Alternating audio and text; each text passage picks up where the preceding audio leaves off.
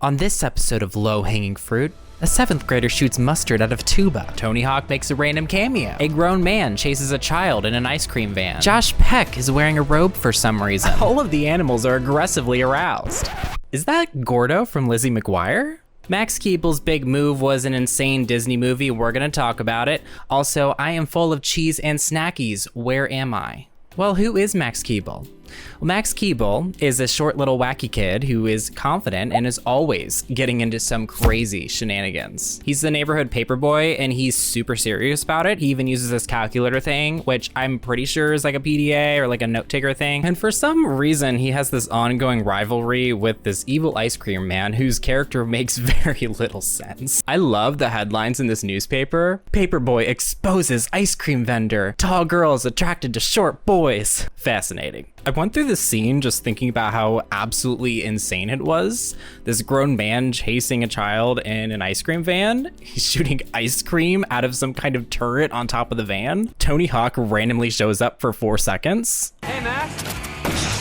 Oh, that ice cream man sure is evil. That was gnarly. Then we get this really culturally insensitive sequence of Max and the evil ice cream man speaking in Kung Fu. I will defeat you with my complicated fighting move. See whose kung fu is superior. Max does this little power fist thing and the ice cream man shoots away, kind of like the Pokemon people. You know what I'm talking about. And Max runs away. Oh, and he delivers this paper to this girl's house. We find out he's a little ladies man. And then he finally wakes up after his girl gets shot in the face with ice cream. That's right, everyone. It was a dream. Are you surprised? Because I was extremely surprised that none of that was real. So this is the first day of 7th grade, and Max is seriously the coolest kid I've ever seen. He's got his hair all spagged. He's doing a little dance. He's making all these faces in the mirror. I mean, look at this straight up Chad. I was a player with bad attitude, or as I like to call it, attitude. I'm gonna start saying that. You guys, this entire movie is like this. He just straight up slays constantly. The plot of this movie starts off extremely simple.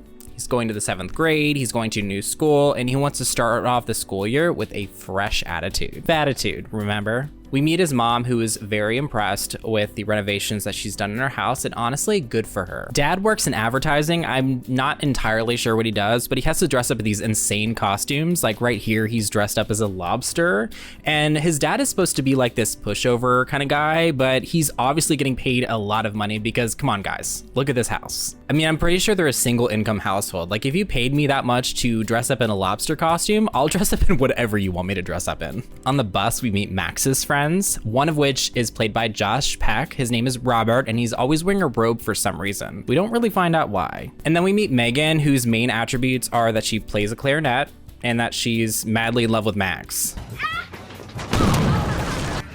I'm tough like a tank. Yeah, septic tank. So already Max is caring a little bit too much about what other kids think of him. He tells Megan that he is thinking about not taking band because he's worried that band might not be cool in junior high. Megan's all like, what are you talking about? Since when do you care about what's cool and what's not cool? Because I guess Max and his friends were little dweebs in elementary school. Oh, and they show these random shots of Robert eating literal trash. He finds a can on the floor and just drinks out of it, which is disgusting. These two dinglings are the yearbook club people, but they also act like they're the paparazzi. They're constantly popping up everywhere, taking pictures of people. And then this kid is hanging on for dear life. The principal, Mr. Jendrake, he absolutely hates kids. And he kind of reminds me of the principal from Matilda.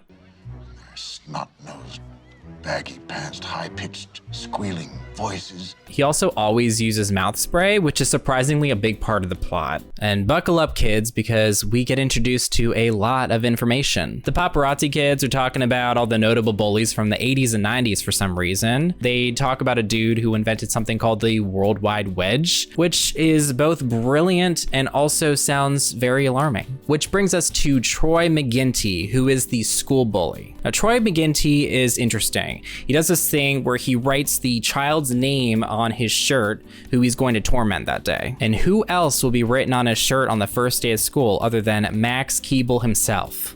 In class, we get introduced to Lil Romeo, who would later have a sitcom named after him. What's up? I'm over here, Bodie. Okay, well, Romeo's in the house. I'm down with that. Yeah, I probably wouldn't have responded like that.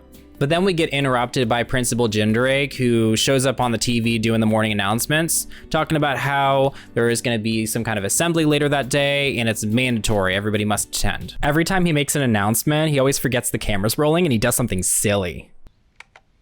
Yes, the reviews are in. I cried. What is it now, Rangoon? The red light's still on! Miss Dingman is a science teacher, and this scene completely creeped me out. All of these middle school boys are gawking over this woman who is, for some reason, kind of accepting to it, while she's simultaneously talking about a chemical that attracts the opposite sex. Odorless, colorless. It's how many species attract mates in the opposite sex. Would someone like to open the window for me, please? But it attracts a bird? I don't know. Remember that girl from Max's dream that he has a big old crush on? Well, her name's Jenna, and she goes to school there. She's in the 9th grade, and every time we see her on the screen, Britney Spears starts playing. Literally every single time. Max doesn't see where he's going and runs into the door like a little goofball, but Jenna runs over to help him. This is gonna be the first time that they've ever actually spoken. We find out that Jenna also plays in band, and suddenly Max also wants to play in band. He also makes a really good bassoon joke, which he was somehow embarrassed about, but I thought it was hilarious. Hope to see you, bassoon. See a bassoon. But then Max runs into Meanie Troy, and he says he's gonna beat him up and stuff. And we find out that they actually used to be friends when they were little. We get a flashback of Troy at Max's birthday party, and the theme of this birthday party was this frog named Mr. McGoogles. Troy, by the way, is completely terrified of this frog. Look at the terror in his eyes. I mean, he is terrified. I would be too. Max's dad is actually the one dressed up in the frog, which I thought was really funny. But now Troy is this big mean bully, and during the mandatory assembly, he takes Max and throws him in the mud, he pours sawdust on him, he throws him in the trash, I mean a bunch of other things too.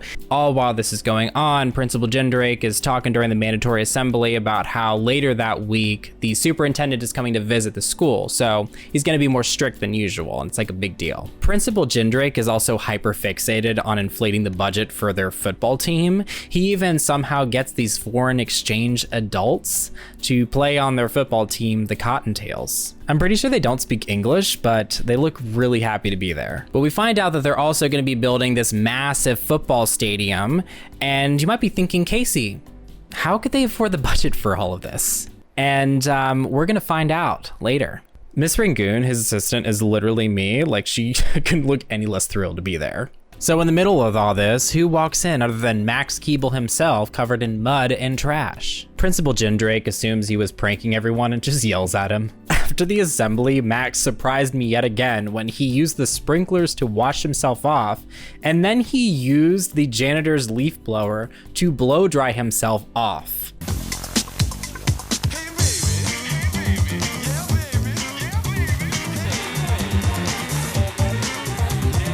Dude is so iconic. Like, look at Max go. Oh, and during school lunch, we meet Dobbs, who is played by the guy from That's So Raven. He like carries around a PDA and buys and sells stocks somehow, even though he's a minor. Everybody always owes him money for some reason. Not sure why, but I'm just gonna call him Finance Bro. This teacher catches Finance Bro stealing Max's lunch money, and Finance Bro gives some weird excuse about how he's spreading wisdom about investing or something, and the teacher just buys it without questioning it.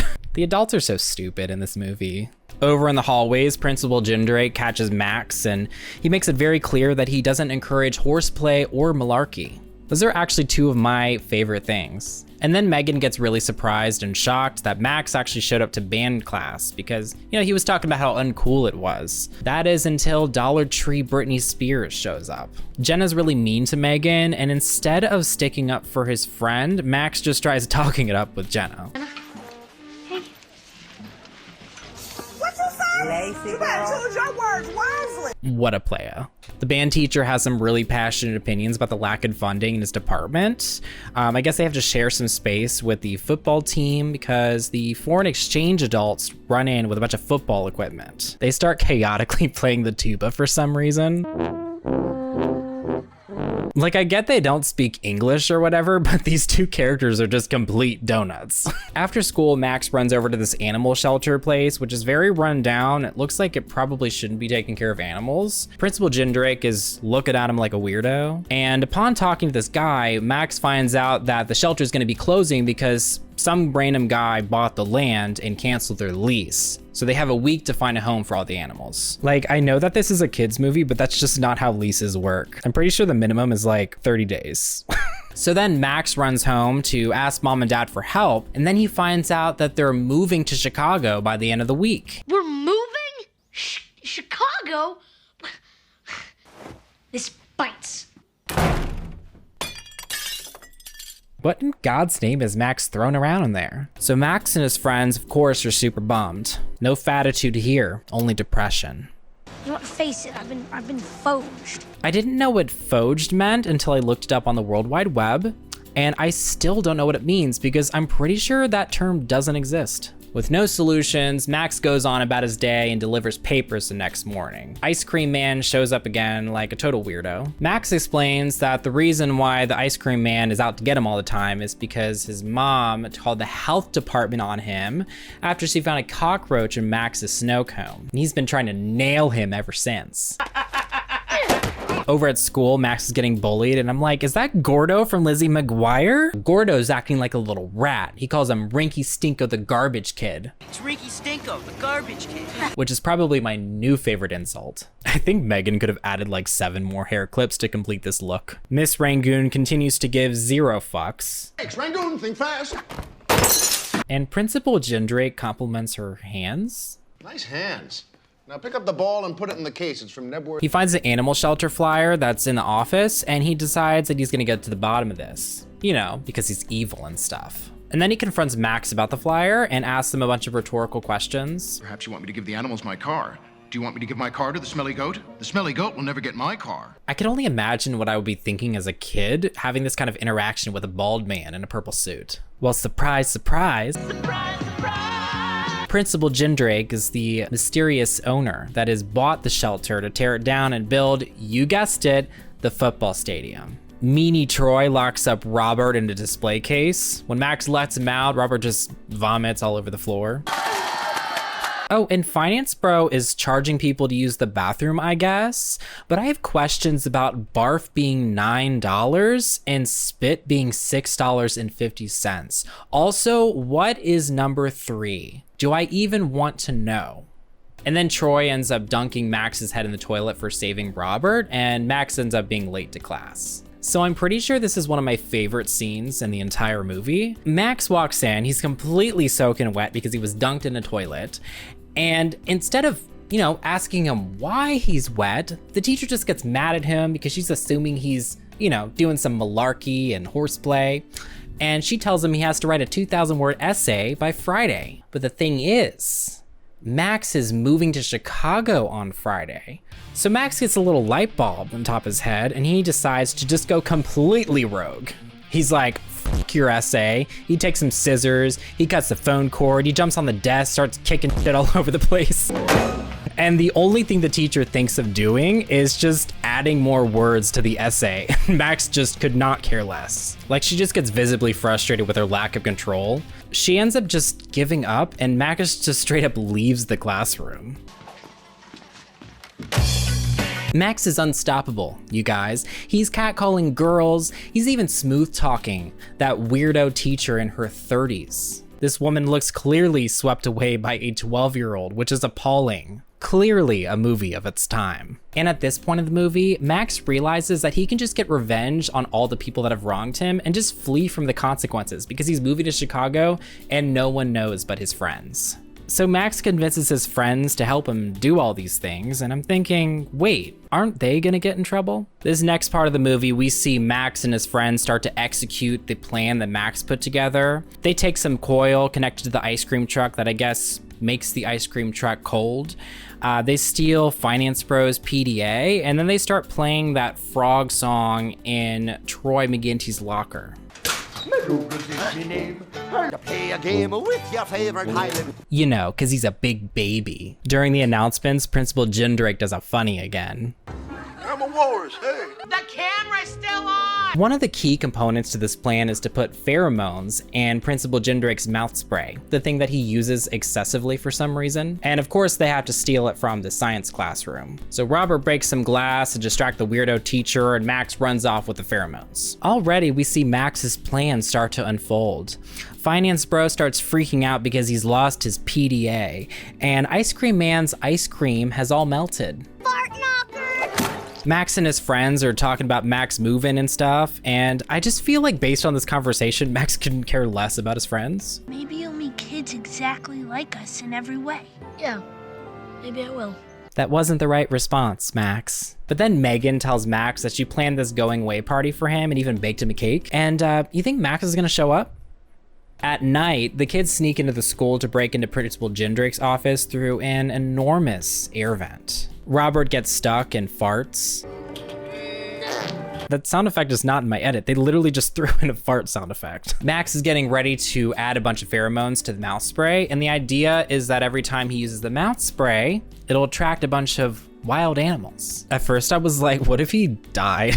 But then I did a quick Google search, and apparently pheromones are completely harmless to humans. Please don't fact check me on that because I'm not smart. While Max is doing all that, Megan pulls up an extremely vague pie chart on Principal Jindrak's computer that illustrates the school budget. 1% to teacher salaries, 1% to textbooks, 1% to breath spray. And where's the rest of the money going? The football stadium. The next day at school, Max pulls another Chad move by writing Troy McGinty's name on his shirt. You know, like Troy does. So Troy's hanging out in the gym, and Max dresses up like the frog that Troy is afraid of, and he shuts off the lights and terrorizes him. Crazy Legs Nipworth. What a champion he was. Ooh, the janitor does not like Principal Jindrak. The principal's waiting outside for the superintendent to show up, and as soon as he uses the mouth spray, a bunch of animals from the shelter immediately start freaking out.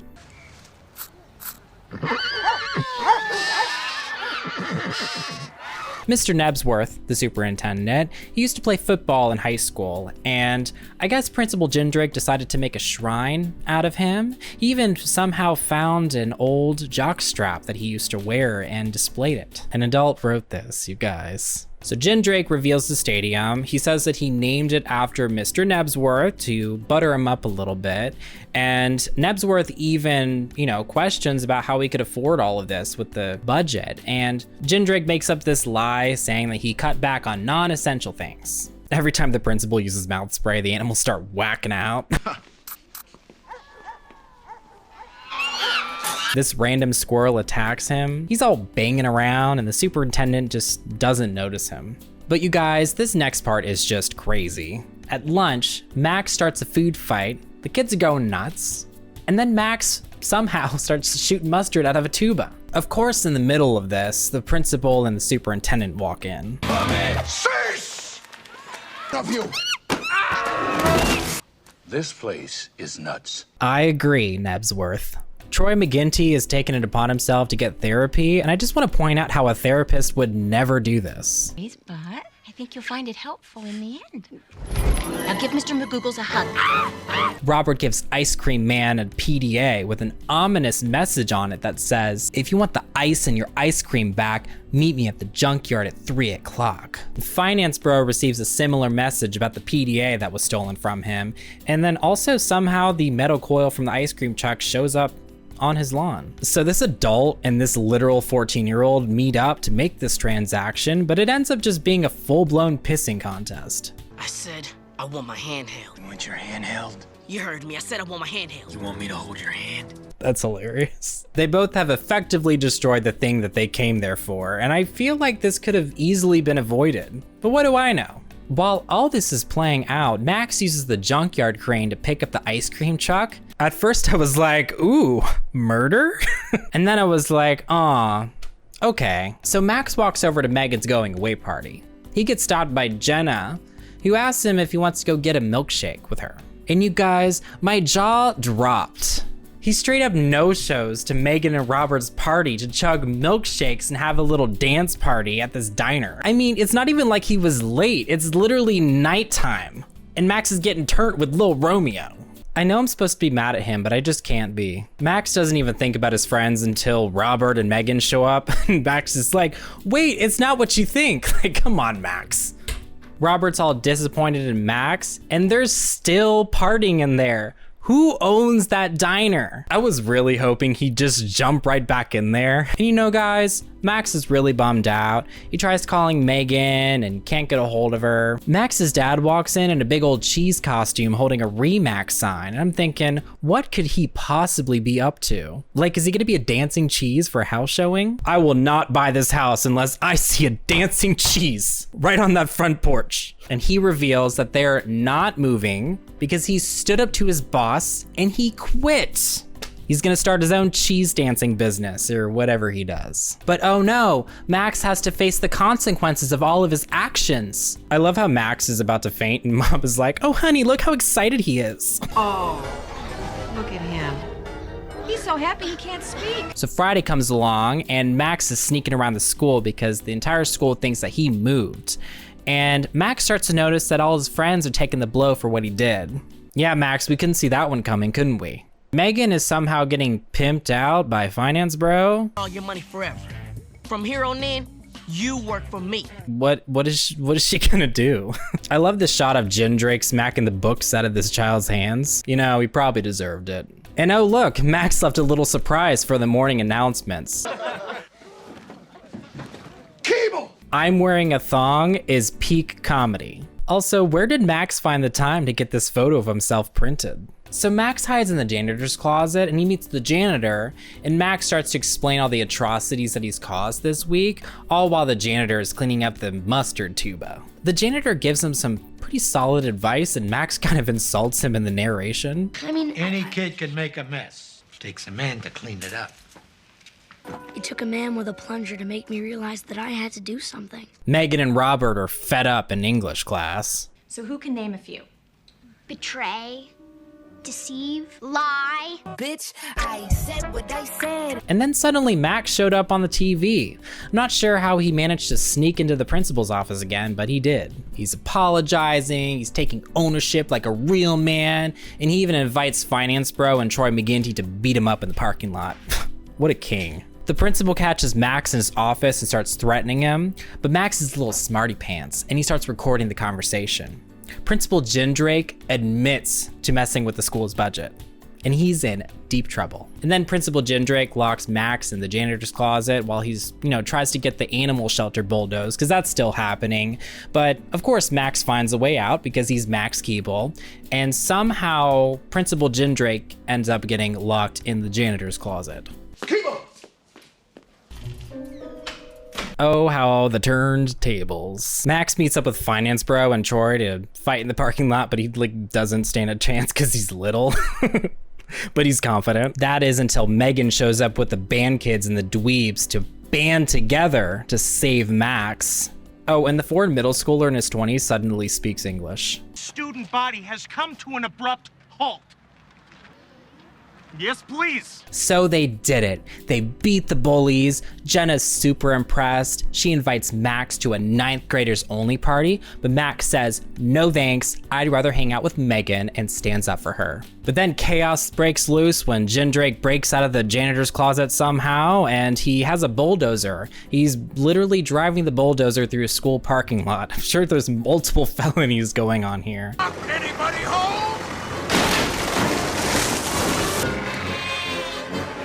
I don't know, guys. Wouldn't the animals be moved somewhere else at this point? Like the owner of the animal shelter just dipped out and just said good luck to all the animals? But Max comes to save the day riding an ostrich.